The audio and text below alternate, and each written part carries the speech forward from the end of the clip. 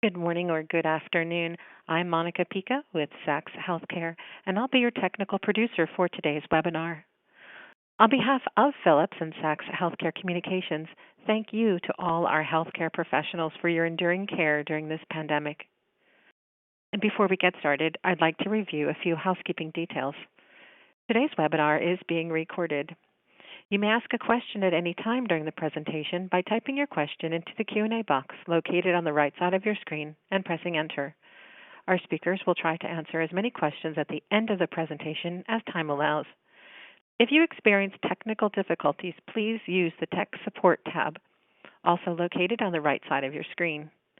If you have trouble seeing the slides at any time during the presentation, please press F5 to refresh your screen if you're using a PC, or Command R if you're using a Mac. And please make sure you are not behind a firewall, as this will prevent you from viewing the presentation. Our moderator as well as speaker today is Michael Ackerman. He is currently the director of the Master in Healthcare Innovation Program and professor of clinical nursing at The Ohio State University. He has over 50 publications as well as several funded studies. In addition, he has held leadership roles in a number of academic settings. Mike has a passion for critical care nursing as well as innovation. This is evident in his much sought-after presentations on a variety of critical care topics.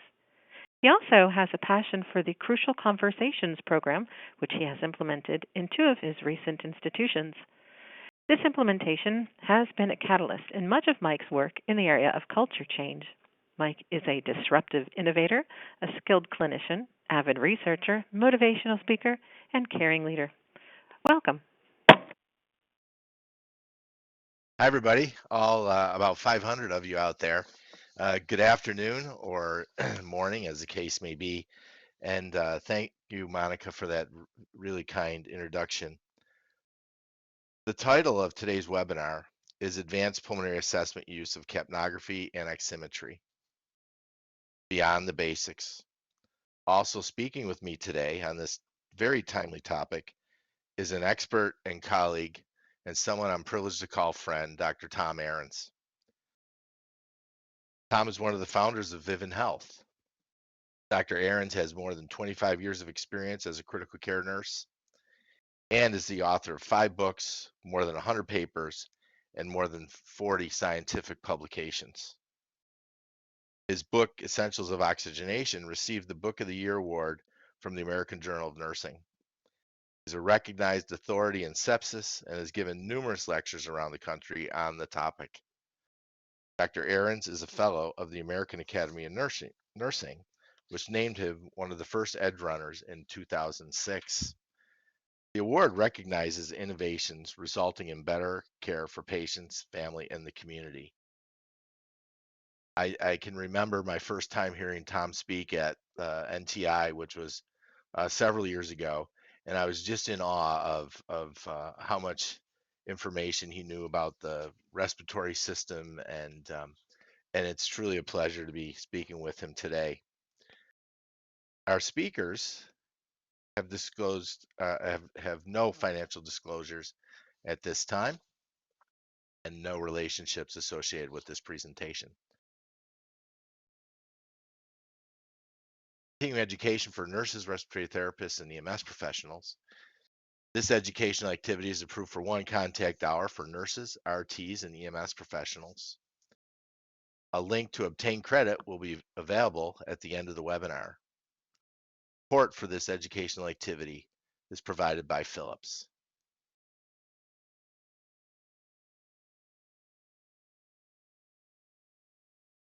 So let's get this started. Tom, take it away. Well, again, welcome everybody. Mike and I have done presentations like this for many years, and we want to have a format that's a little more engaging. We hope more enjoyable for you as the viewer.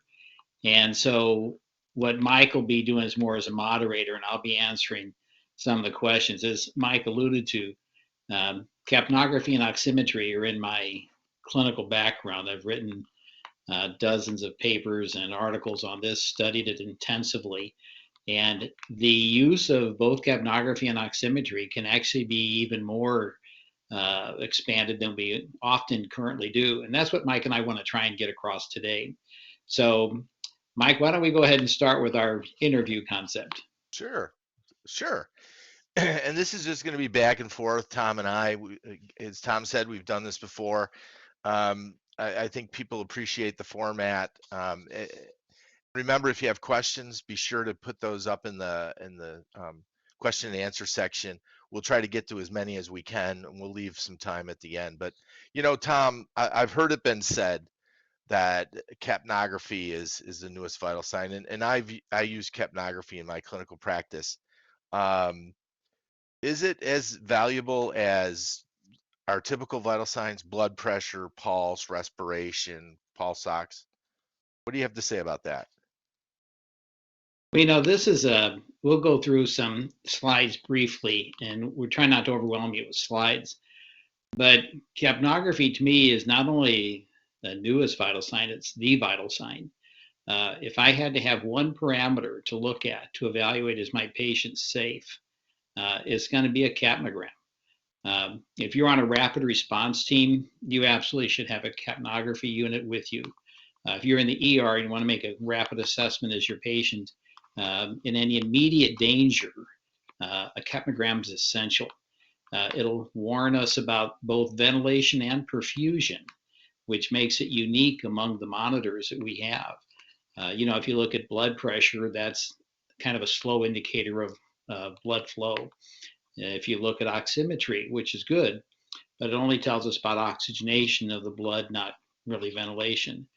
And if you look at things such as heart rate, it might be an indicator of stress or a change in cardiac output, sometimes unclear. That isn't true with capnography. If we maintain a normal capnogram, and we'll go over this between 30 and 40 millimeters of mercury, there's a good chance your patient's safe. And you can know that within just seconds. So I think it is a vital sign, could be the most important one. And so the answer to that question, Mike, I think that's true. So, Tom, you're a lot smarter than I am. So tell tell us all what is capnography for those of us that don't know, and what's a normal value? I'll give you a real quick story. Most of my career has been at Barnes-Jewish Hospital in St. Louis. And, long time ago, 20 years ago, I was telling that our ICUs needed capnography on every bed, needed to be on every ventilator patient. And the idea was capnography is the earliest warning sign of a threat to ventilation, a discontinuance from the ventilator. So if somebody, removed their ET tube, this would warn us before anything. And the reason I bring this up in this context here is when I went to administration to ask for capnography in all of our units, and we have a lot of ICU beds, the first question I was asked was, how much does it cost? And, I laid out, it's only going to cost us $500,000 for all of our beds. And obviously that met with some questions, but the person who was supposed to represent my case to the financial people said, so Tom, tell me a little more about this capnography.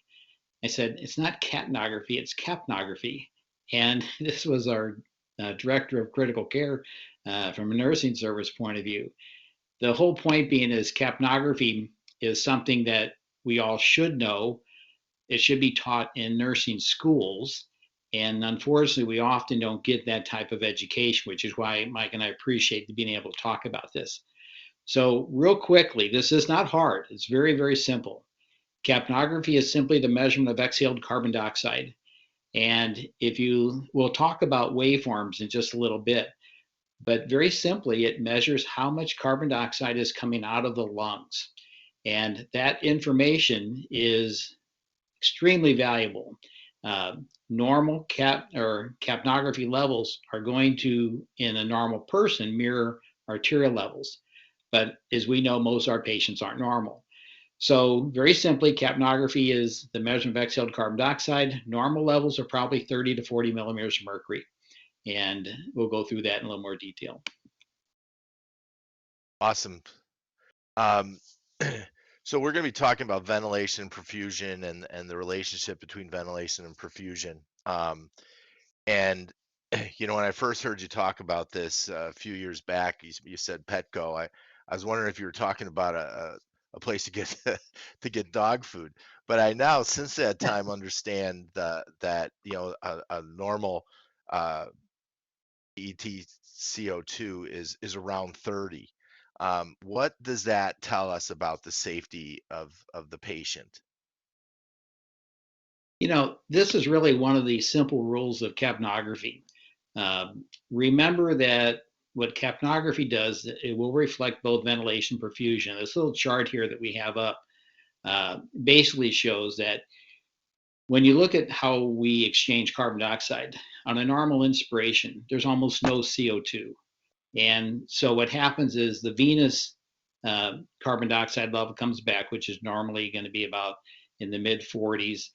And what it's going to do is mix with that lower inspired air carbon dioxide. And so as long as we have normal ventilation and perfusion, the exhaled carbon dioxide level is very close, within maybe 1 to 5 millimeters of an arterial CO2 level. It's a little lower, but it's very close. Now, if for any reason we stop blood flow, like in this case here, there's a pulmonary embolism. Well, what's going to happen is you're not going to add carbon dioxide to that part of the lung. And so the exhaled carbon dioxide level starts to drop. And so it's not uncommon if you would be watching a patient, and this happened to me. We had a patient who we had just extubated. They were on a nasal cannula CO2, and I'll show you about that, Mike, and I'll show you that in a second. But when I was talking to him, he had a sudden shortness of breath. His end tidal went from 40 to 10 like this. And so immediately we recognized that that's probably a pulmonary embolism. And so what we did is we gave him a thrombolytic, and within about 15 minutes, the end tidal went back to normal, and he had complete relief of his shortness of breath. So if you ever see a sudden drop in the end tidal CO2 level, you've lost blood flow to the lung. So if I'm watching a patient and their exhaled carbon dioxide level is around 30, well, that's pretty close to normal. And so it's telling me that there's adequate perfusion in the lung. Now, if the end tidal CO2 goes up, there's only really one reason for the end tidal to go up, and that's going to be inadequate ventilation. So I could have given the patient too much sedation or analgesia. They could be going to respiratory failure. But if you see an end tidal go up, then there's something wrong. And again, we'll talk a little bit more about that. But as long as I keep an end tidal of close to around 30, there's a good chance that I've got adequate perfusion and ventilation. And that's why that simple number is so useful for us as a clinician. And so again, keep in mind that our normal end tidal levels are about 30 to 40. If you have a normal end tidal, the end tidal just stands for the partial pressure of end tidal carbon dioxide. All this means that we have good ventilation and perfusion. Kind of a long way around to answer that question. Yeah. Well, so really you're looking for anytime you see a change in end tidal, you should be looking for a cause of a VQ mismatch. Is that what you're saying? Correct. That's Okay. exactly right. And so, okay. And we can do another webinar on VQ mismatch at some other time. But so, my practice has been in the CTICU, and post-surgery, post-CT surgery, patients come out, and it's pretty straightforward. And what I would try to do is get respiratory therapy to put an end tidal on. And in addition to the PulseOx, you could really reduce the number of blood gases that you do. Do you think that's an accurate statement? When you look at blood gas, avoiding blood gases, you certainly can do that. The assumption is, though, that you alluded to, you have a normal ventilation perfusion relationship. So in a post-op situation, like in a CTICU, If everything went normal, absolutely, because there shouldn't be any reason there'd be a VQ mismatch. And so under that circumstance, your arterial level should correlate well with the end tidal. Probably more commonly in medical ICUs, we see normal VQ relationships uncommon. And so it's much more difficult to get an arterial blood gas just by looking at an end tidal. So, when we look at how we're going to use capnography, again, this is really pretty simple stuff. And we take the, full length of this webinar to explain things, but it's really very simple. So if a patient comes into your unit, or whether you're in the ED, you're in EMS, so you're outside the hospital, post-op, doesn't matter. If your end tidal ever goes up, then something's changed with ventilation. So others are not moving air very effectively. Now, if they were hyperventilating in the first place and the end tidal went down, then having to come back up to normal is fine. But if you see an end tidal start to climb, certainly over 40, you should be concerned about it. The other thing is, if your end tidal ever suddenly goes to 0, you've got one of two things happen. Both are bad. One is they're disconnected from their ventilator, or if they have a nasal cannula on, they might have moved it away from the nose, so it's not reading anything. So end tidals, when they suddenly fall, are not good. From a cardiac point of view, from hemodynamics, if your end tidal suddenly drops, then there's a good chance you've lost cardiac output. And that could be due to a cardiac arrest, could be due to pulmonary embolism, could be due to things that are generally require your immediate intervention. So, yeah, I mean, you can use it for something simple like avoiding blood gases. And if you have an end tidal level that goes up by a little bit, you might want to see what's going on. What would be interfering with the ventilation? If it goes up a lot, like over 10, you really should be worried. If you've given them some medication, it's going to suppress their breathing. You have to look at that. So the whole point being is, as we look at assessing ventilation, this is where your end tidal CO2 can make a difference. But back to your point, Mike, if I see an end tidal rise, I probably would like to get a blood gas to confirm that the arterial level is rising at the same time. And I'll give a real quick example. We had a patient came in with asthma, very short of breath, put the end tidal on, it's reading 66. So that's really high. So we got an arterial level, just see what it was, and the arterial level was in the 90s. And so the point is that the end tidal didn't correlate with the arterial level, but it did warn us that this person was not breathing very effectively. And so that's really why it's helpful in terms of looking at, what can it do for us. Thanks, Tom. Appreciate that answer. There was just a quick question in the chat that I'll answer. What does the P stand in PETCO? And that's patient, just so you all know. Tell us, and time. yeah.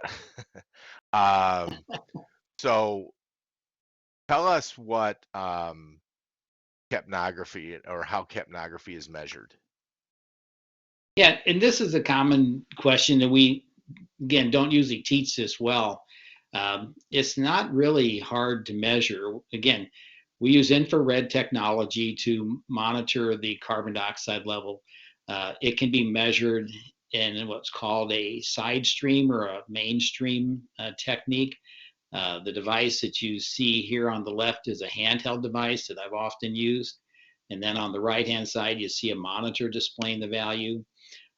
Here's a picture of me wearing an end tidal. When I'd have this in my office, if I was sitting there, I'd just put on a capnogram and see how I'm doing. But the never showed I was abnormal, which was good.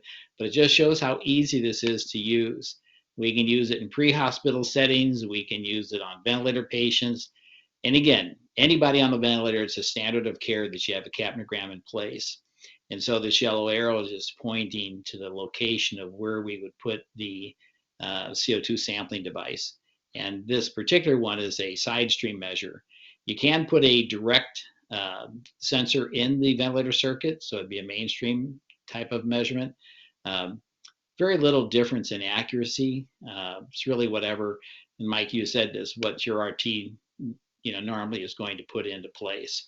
So it's very simple to measure. If you want to get into the actual physiology of how a infrared technique does measurements, we can do that. It's probably another talk though. Yeah. And just a reminder that please, if you have questions, put them in the question and answer. And I was getting back to what the P stands for. It's partial pressure of I figured you're trying to trick me or something. yeah. Just keeping you on your toes, buddy. So That's right. can you explain why can you explain why the waveform is also important? And I remember again hearing you speak about pulmonary artery catheters years ago, and how the number just isn't enough. You really have to look at the waveform to get a true appreciation of what's going on. Can you explain that a little more? Absolutely. And this is a good question, Mike, so I appreciate you bringing it up. Is when you look at a capnogram, it's important to look at a few key points. And I'll just do this real briefly. So the number one on this example is during inspiration, because remember, there is no carbon dioxide in inspired air, or tiny amount, but basically negligible. And then so the waveform shows this, it goes to 0. And then during early exhalation, you start to see the carbon dioxide levels climb. And this is where you're starting to get alveolar emptying. And the number 3 refers to what we call the alveolar plateau. This is where alveolar carbon dioxide now is being exhaled. And this should be a nice flat line. When you get to number 4, this is the point just before inspiration. And this is what we call end-tidal CO2. In other words, the end of breathing. So just before inspiration, we're going to get this, the peak value that we would normally see on our monitor. What is the end-tidal? Now, this waveform is important because it can vary. And you look at a patient here. So this top example is, again, from a patient with asthma, where they can breathe in, but they can't exhale. And so what happens is, notice that the exhalation time is very short. So this person is breathing. And so one area that we can look at is if we give this patient a bronchodilator and can improve his asthmatic episode, you'll see the alveolar plateau reoccur and you'll get a flattening out again. So this waveform becomes very important in identifying exactly, is a patient breathing effectively or not. So the number's critical, but the waveform gives us a better interpretation of what we should be looking for. So I think that answered the question. Yeah, I think so. So I don't think capnography, oximetry, one is better than the other. Explain how the two parameters should be measured together, and a little bit about the relationship, and then we'll get more into oximetry. Yeah, I think you're exactly right, Mike. When we look at oximetry and capnography, they both bring unique features. They're both non-invasive, which is awesome because we can put these on anybody. What an oximeter does, remember, this measures how much your arterial oxyhemoglobin level is. And it's a good indicator if a person would have what we call a low ventilation perfusion ratio. It's also referred to as the QSQT, just for shunted blood over total blood flow. But the point would be is if a person has a condition that affects how well the lungs can oxygenate the blood, like pneumonia, like atelectasis, person has COVID pneumonia, it doesn't matter. The oximeter will reflect that because the lungs can't oxygenate the blood quite as well. And so the idea is that the oximeter, like Mike mentioned earlier, can be, or with capnography, could be used to avoid blood gases. Really, the oximeter has been used for many years to avoid arterial blood gases because you don't really need to know a PO2 level if you've got a pulse oximeter reading. But what the oximeter doesn't do, it doesn't reflect how well the lungs are ventilating. In other words, clearing carbon dioxide. And that's why we need a capnogram. And so again, time won't let us get into this, but the oximeter works in a very simple way. Most of us use what we call transmission spectrophotometry. You can also use reflectance spectrophotometry. But what we're doing is having two light emitting diodes that are basically sending light or wavelengths through our finger or wherever we're being measured. And what it will do is be able to detect how much oxyhemoglobin is present compared to other types of hemoglobin. Now, our PulseOx does not measure all types of hemoglobin. It does measure carboxyhemoglobin, methemoglobin, sulfhemoglobin, fetal hemoglobin. It does measure any of those. And so what it tends to do is overestimate what the real oxyhemoglobin would be. So typically, if you would have a PulseOx reading 93, the real oxyhemoglobin may be 90 or 91. It's not a critical thing, but it's just helpful to keep that in mind. And the other thing that's important to keep in mind is that the concept of oxygen delivery is really important in the sense of if you have a good pulse oximeter, and Mike, you and I were talking about this, if you have a good pulse oximeter reading, doesn't mean you've got a good tissue oxygenation because a pulse ox doesn't tell us much about cardiac output, doesn't tell us how much hemoglobin is present. What it does is really reflect how much oxyhemoglobin is present. And again, we'll give you some case examples of this just to kind of point this out. So, for example, we had a patient, this was early in the morning, it's like 6:30 in the morning. It was still dark out when I walked into the patient's room. It was dark and I didn't want to wake her up. So when I stepped next to her bed, I noticed I was standing in something sticky. And so I step back and I turn on the light and I'm standing in a pool of her blood. Her A line had become disconnected. The alarm had not gone off. And so the idea being is, we real quickly checked reconnected our A line.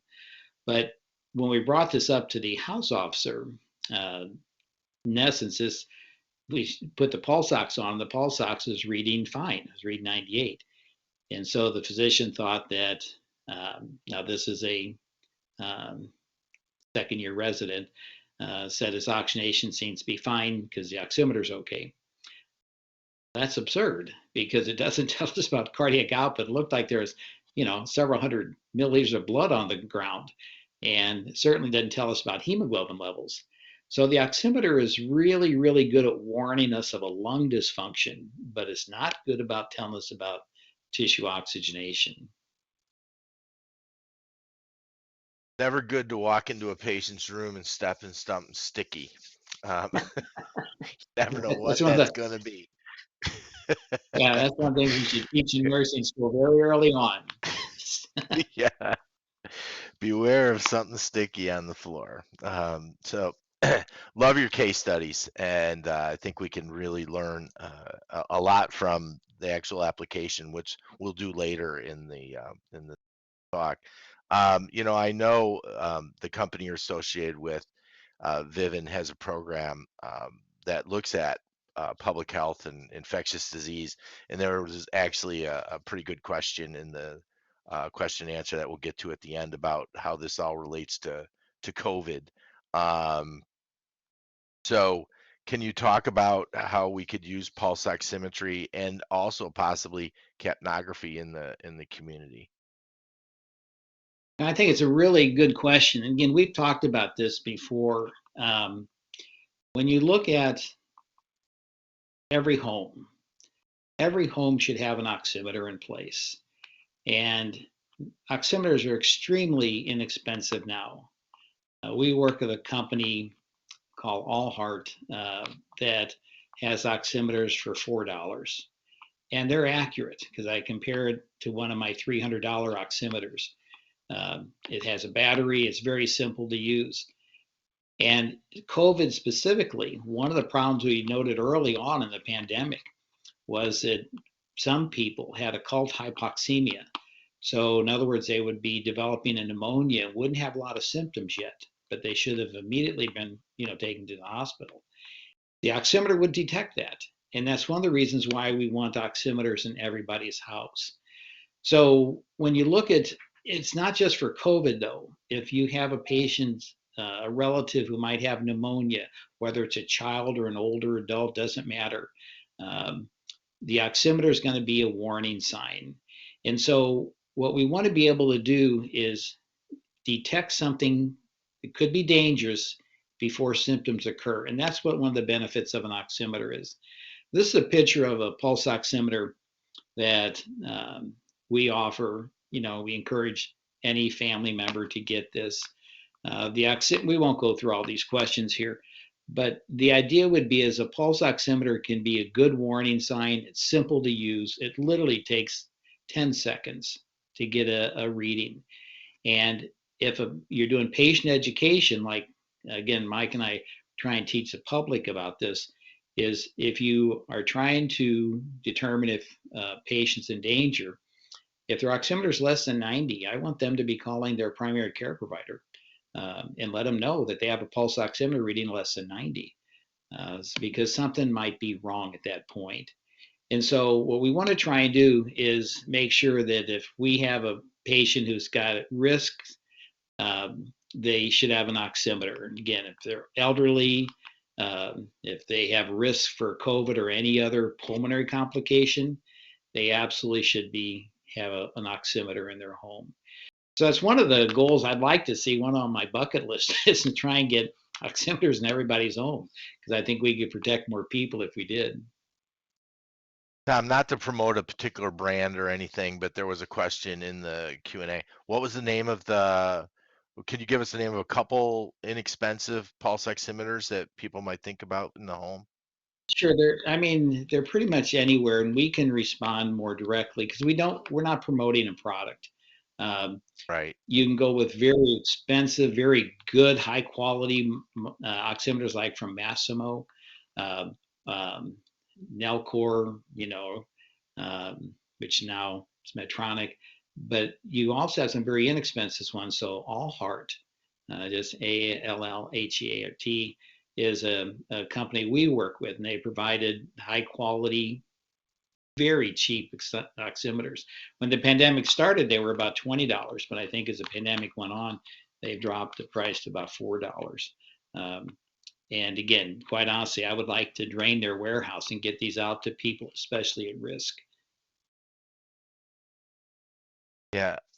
And someone actually did respond in the Q&A that Allheart was a company that they knew of that was providing low cost. Again, we're not promoting any product, but we just want to assure that the public is safe and they have the tools available to them to keep themselves and their family safe. So thanks for that. Earlier we talked about ventilation and perfusion, and I think sometimes we struggle with the two different concepts and how do you assess respiration, um, and how do you assess ventilation? So respiration, ventilation. Um, can you talk a little bit about why SpO2 is not the best monitor for ventilation, and maybe we could get into a few case studies.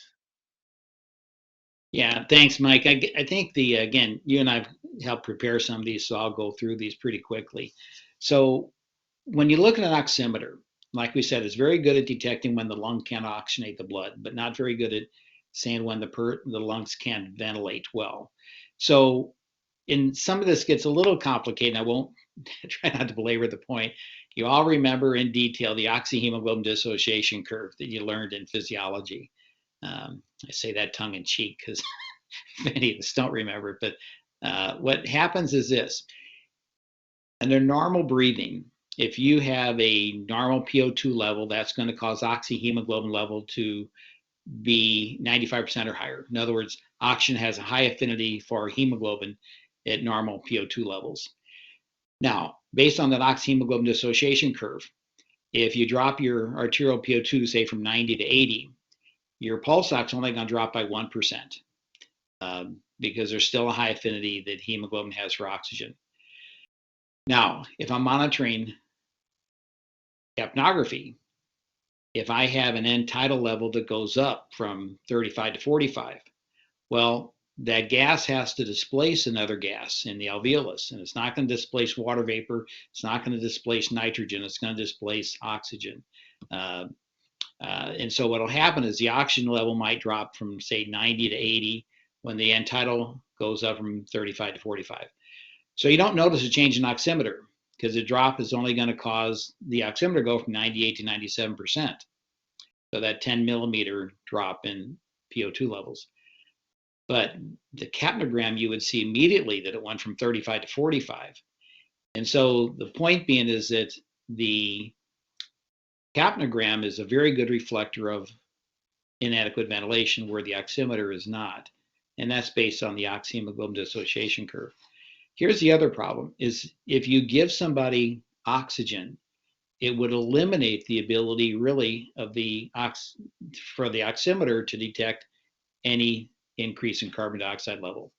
So for example, I'm at the age where I need routine colonoscopies. And so when I went in for my last one, I know the anesthetist was going to give me sedation. She was going to put nasal cannula on me. And I said, don't put the cannula on me unless it's got a CO2 sampler in there and she goes, don't have to say anything else. I know because I heard your class. But the point is that if you give me oxygen, you can't detect a rise in carbon dioxide. It's not good anyway, but the oxygen really just eliminates that. So let's give you real quick examples, like Mike said. This is just a very simple illustration of what happens. So the arterial PO2 goes from 95 to 80. That causes saturation. Look at the end tidal, went up from 39 to 54, and that's what caused the drop in the arterial PO2 level. Now, this was a study we were doing, and so we had pH measurement at the same time. Notice how they're becoming more acidotic. So put the person on just a little bit of oxygen, not much, 30%, and notice PO2 goes normal, the end tidal comes back to where it was, or not the end tidal, the oximeter comes back to where it was, but notice the PCO2 level, that it was going up to 60 and the blood gas is getting worse. So if you don't have a capnogram on in this case, you would never know that you're hurting the person or you're not addressing the problem. And that's why having a capnogram is important. And this next case is a really good illustration of what happens when you monitor capnography during sedation. And so in this case here, another colonoscopy example, notice that the end tidal went up from 37 to 42. And at that point, they needed to start considering not giving any more sedation. But then it went up even more. And at that point, they had to back off the sedation. Now, take off the end tidal CO2 level on that last column. And what would you have noticed during that procedure? The answer is you wouldn't notice anything. The heart rate, respirate, blood pressure, pulse ox, all were normal. And so this is where the capnogram gives us some data that we currently don't have. Hey Tom, take a look at this can example. I Sure. interject here? So what I'm taking away here is if a patient's hypoventilating, okay, all the oxygen in the world isn't gonna fix that. Is that a true statement? Correct. Yes, true. Absolutely. And In fact, so, they'll, and they'll that's die with a good pulse oximeter reading. right. And that was, when in especially with younger, less experienced ICU nurses, they're I would make vent changes with a patient that's hypoventilating, and I wouldn't touch the oxygen. And I would always get the question, well, aren't you going to turn up the FiO2? And so the lesson I think there is if they're hypoventilating, all the oxygen in the world, you have to ventilate them. So Absolutely. good. Thank you. Perfect. Thank you. No, that's very good. Illustrate something very similar what you just mentioned. So here we have a patient who are weaning from the ventilator. Notice 15 minutes into the weaning trial, the end tidal's gone up from 35 to 51. Clearly, like you just mentioned, they're not ventilating. But look at their pulse ox. It's normal. And so this isn't a criticism of oximetry. Oximetry doesn't monitor ventilation. Capnography does. And so this is why you would want to have both devices on when you're taking care of a patient. And again, I know we could talk about these a lot, and we have limited time, but I've also been asked to be an expert witness in certain cases involving lawsuits. And this particular lawsuit had a patient who came in who was very short of breath. He was very restless. They had intubated him. He extubated himself. So they gave him more sedation. And notice in this case here that the end tidal CO2 after the sedation had climbed significantly. The nurse who was taking care of this patient did a wonderful job. She called the physician who was in charge of the case, and he said, "Don't worry about it." She knew that wasn't the right answer, so she went up and called the head of the department, the medical department. I gave her a ton of credit, and that actually saved not just the patient, but it actually saved this lawsuit because the nurse knew that this climb in the end tidal was dangerous. So this type of situation can happen anytime if you're not aware of the limitations of your monitoring. Capnography is a standard for the Anesthesia Association. So the idea being is that this is something that is very helpful to have both monitors and know how to use them both. Excellent, thanks. And again, the cases are always extremely helpful in helping people understand these concepts. So, we use capnography to assess perfusion, cardiac output. Can you explain more about how the changes in PETCO can reveal changes in blood flow? And there's some great questions out there in the Q&A that get at parts of this that hopefully we'll get to at the end. But can you also talk about how, and I know you've done a ton of work with this, with end tidal CO2 in resuscitation? Yeah, absolutely. I became interested in capnography and resuscitation as part of end of life, work that we were doing. And so what we found is something very fascinating. And I was by no means one of the first investigators. There were many before me. But remember that under normal circumstances, if we have normal ventilation perfusion, and one of these terms we use is dead space, anatomic versus physiologic dead space. But on anybody who's listening to this, chances are you have a normal dead space. And that means your normal arterial levels just about 1 to 5 millimeters higher than your exhaled carbon dioxide. And we can track that to our advantage. So if that level ever suddenly drops, you might remember we've lost blood flow to a part of the lung. It could be the entire lung, like what would happen in a cardiac arrest, or it could be something like pulmonary embolism. Either case will make the exhaled carbon dioxide level drop significantly. So let me show you a little bit about how this would work. And I'll just start off with another story. We had a patient at the time. At the time, my office was in our surgical ICU. And I heard one of the nurses yell for help. And, you could hear the urgency in her voice. And so I figured that obviously she needed help. So I got up and ran real quick to see what the problem was.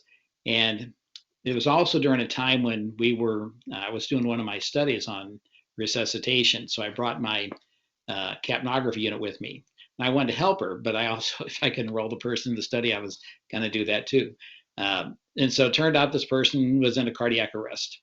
And so we're doing CPR, monitoring ventilation. The person off the ventilator, we're doing bagging. And about 20 minutes into the resuscitation, the anesthesia director, who I know, said, "Tom, what's the end tidal reading?" And I told him, "I can't tell you that because I'm doing a study. And if I tell you that, you may make a decision based on that." So he was kind of mad at me, but he says, "All right, 20 minutes into this, we don't have pulses. So let's stop the resuscitation." So we did. And he said, "What was the end tidal reading?" And I said it was so low I couldn't even detect it. And so we were just about ready to stop, and then the surgeon comes into the room. I don't know if your surgeons are like ours, but first day post-ops don't die. And that's what this man was. So we get the rib spreaders, and we open his chest, we do manual cardiac massage, and after about another 15 minutes, his blood pressure starts to come back. His end title's never over 10. And the person survives, but he has irreversible brain damage. And he stayed another 3 months in the hospital, discharged to an extended care facility where he died. The point being is we knew very simply that there was no chance of survival 20 minutes into the code. And so that's what that's one of the stimuluses I wanted to look for resuscitation. So let me show you how this works. Very, very basic. Early authors in this, European physician Kalenda noted that you could detect when circulation returned during cardiac arrest by watching the capnogram, because it would suddenly jump. We started to see literature in the mid 80s saying that capnography predicted blood flow. And then the paper by Levine, Wayne, and Miller in New England Journal of Medicine showed that, and they published it in 1997, that if you looked at end tidal levels less than 10, after 20 minutes into a code, everybody died. And so we started to say, could we use capnography in predicting death? Well, I think we can. If your end tidal's low, say, for example, it's less than 10, certainly 20 minutes in the code. In our study, we showed you could probably do it even less, shorter time period. But if your capnogram is low, chances of survival are very poor.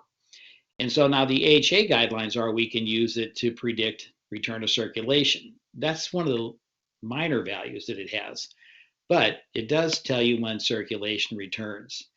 So from a clinical point of view, if we see an end tidal that's 10, maybe even 14 or lower, that's not good. Now, if it's over that, it doesn't tell you they're going to survive. It just tells you their blood flow isn't so low that it would predict that a person wouldn't survive at all. One of the most famous cases of this actually was from a patient, I believe they were in Minnesota. And this gentleman here had a long cardiac arrest. And so, but I want to show you something interesting here. Notice that in the hour and a half of resuscitation, his end tidal always stayed in the 20s, even up into the 30s. What that told us was this person had adequate blood flow. And so because of that, that was absolutely appropriate to keep going. Now, this next case study, again, I know we're running a little short of time, so I'll keep this short. This was a person that we looked at during one of our studies, 66-year-old woman who came in with CPR in progress. And so when she got the ED, we put the capnogram in place. And if you look at the capnogram, it's reading about 6. 20 minutes or longer into this code, and capnogram's reading 6. So what would you do? And the answer is, well, you should stop the code, because she has such poor blood flow that if she survives, she probably would survive with brain damage. And so we actually have quite a few of these that you could look at in terms of, in this particular case, more recent, a patient with COVID has been found to be in cardiac arrest. We attached the capnogram, and notice we've been doing CPR for over 20 minutes. Capnogram's reading about 5. Chance of survival are so poor. In our studies, there's no survivors. And again, I don't know, you can never say anything's 100%, but this is pretty close. And so we can use the capnogram to tell us about a lot of things. So for example, in this particular case, notice the exhaled carbon dioxide readings 18. That's not a very good cardiac output, but it's not predictive of death. Also tells us if we give fluid. So we give the person a fluid bolus, and the end tidal jumps from 18 to 27. Well, that's a very simple way of looking at, does a person need fluid? So there's a lot of things that we can do with capnography in terms of blood flow. But again, for time's sake, I'm going to try and keep this short. So back to you, Mike. Okay, thanks, Tom. In the interest of time, we went through these case studies fairly quickly, but we also want to get to people's questions. So we will hang out after the presentation. It'll extend a little past the time we said, just to get to people's questions. So we appreciate that. Tom, one thing that I've found interesting in talking to people and going around the country talking about this is, some clinicians think that the capnography might eliminate the need for pulse checks during CPR. I've got my opinions on this, but what are your thoughts? It's really a good question. It's a very simple. I've looked at this. I've done this literally over 100 arrests myself. When we have a capnogram on and somebody gets a return to circulation, you see an immediate and striking result. So the capnogram would, for example, go from 15 to 30. I mean, it's not a little change, it's a big change. And so when you're really trying to say, should I stop CPR, to get a pulse check, it's easier just to look at the capnogram. If the capnogram hasn't changed, you have not returned circulation. And there are studies out that are supportive of it, or supporting this idea. And it's what the HA says. It's, take a look at the capnogram and see what it shows. So, well, again, nothing's foolproof. But boy, in my experience, I've just been impressed to watch the capnogram just jump so quickly. You go, well, you don't have to do a pulse check. They're already have their circulation returned. And I'll give you another example just to kind of illustrate this. And these are very simple, so they only take a minute. If you want to see if somebody has, say they're hypovolemic, say they're in the ED, this particular case has esophageal variceal bleeding, but it works in sepsis as well. Do a leg raise and watch your end tidal. Does the end tidal go up? This is not foolproof as well, but the idea is if your end tidal goes up significantly, like 10 millimeters, you probably are hypovolemic and need then to be more monitored with hemodynamic technology. This particular case, when you look at what happens to this end tidal on this patient here, notice it is worsened. And what that generally indicates is their heart failure might be worsening. We have less data in heart failure patients. This is another area that we'd like to do more research in. But when the end tidal goes down, it indicates you probably have a change in cardiac output for the worse. This next case is a septic patient. And notice what we did is we do a leg raise and his end tidal goes up. Now notice it's better than what you see with the other parameters. And that's why the end tidal gives us more information than what you would see with typical vital signs. This is a cardiac rehab patient that we were looking at and had been doing well, but on the admission that we had during this exercise session, his end tidal was lower significantly than the day before. So we let his cardiologist know that, and turns out his heart failure was worsening. So again, that's a whole bunch of information, Mike. So I'm going to turn it back to you for a summary.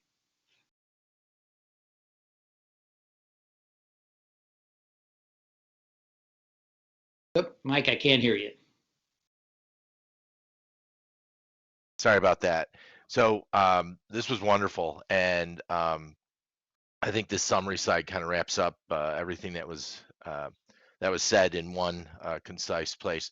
We're going to jump right to questions. We'll put a slide up with the CE information, but I think we want to get to some questions. So Tom, Monique asks, is a nasal capnography unit accurate with a mouth breathing patient? The answer is yes. Where the nasal cannula struggles with accuracy is when you put a face mask on and then put high flow oxygen, because that'll tend to wash out the CO2 values. There's a way of getting around that. It's not necessarily comfortable, and that's put a nasal catheter in. And so people won't like that, but it does get around that problem a little bit. But yeah, if they're a mouth breather, it can have some impact, but overall it should still work. And most nasal cannula devices, we'll try and put a little lip on it to cover the mouth as well. That's a good question. Excellent. This is from James. Is there a time in the future when we may see this technology become more common in the home care setting, particular for COPD patients? Could it reduce readmissions? But there's also another question about low-cost end-tidal units to monitor patients that may be on hospice. Absolutely. Now capnography isn't at the point like oximetry where it's so inexpensive every home should have it. Every home health nurse should have it. Every person on a rapid response team should have it. So my handheld device that I carried around for most of my career was a little less than $3,000, but it had a $10 reusable component. So the device lasted for years. It was just like $10 a patient then. So if I'm going to home health, I could be monitoring cardiac output. I could be monitoring for like heart failure. You could monitor it for pulmonary function. So absolutely, there should be uses for this in the home. Excellent, thanks. So let's talk about COVID. This comes from Frank. There are times that the values revealed by PulseOx don't correlate with O2 sat on the blood gas, even with a good waveform.